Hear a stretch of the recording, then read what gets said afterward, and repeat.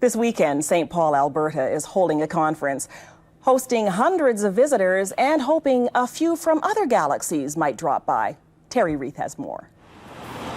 In many ways, St. Paul looks a lot like other small towns dotting the prairies. There's the local grain elevator, the church. But it has something else that makes it Canada's own version of Roswell, New Mexico, Mecca for UFO believers. It's a UFO antipad. The world's first, built 31 years ago to mark the country's centennial.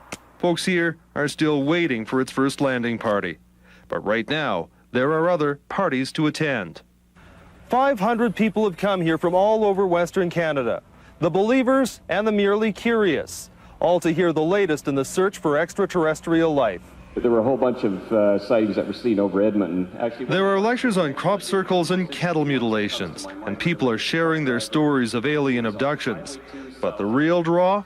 You are seeing an unidentified flying object. It is not a hoax. The man who spent his life investigating the alleged crash of UFOs at Roswell 61 years ago.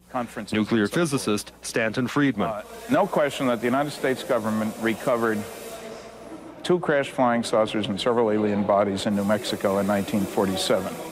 Friedman is considered one of the world's top UFO investigators, and today he is surrounded by little green men.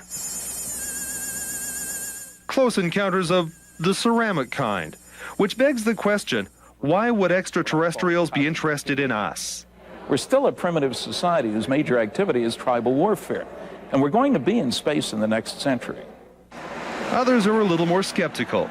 Winnipeg astronomer Chris Rakowski has been investigating UFOs for 25 years. It has attracted the flake factor, and yet the flake factor itself is rooted in the fact that many people are seeing something they can't identify, they don't understand, and are reaching out to people to help them explain.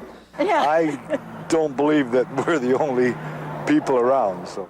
While no UFO has ever actually landed here, this pad has done exactly what it was built for. Attract guests from other places and put St. Paul on the tourist map. Terry Reith, CBC News, St. Paul.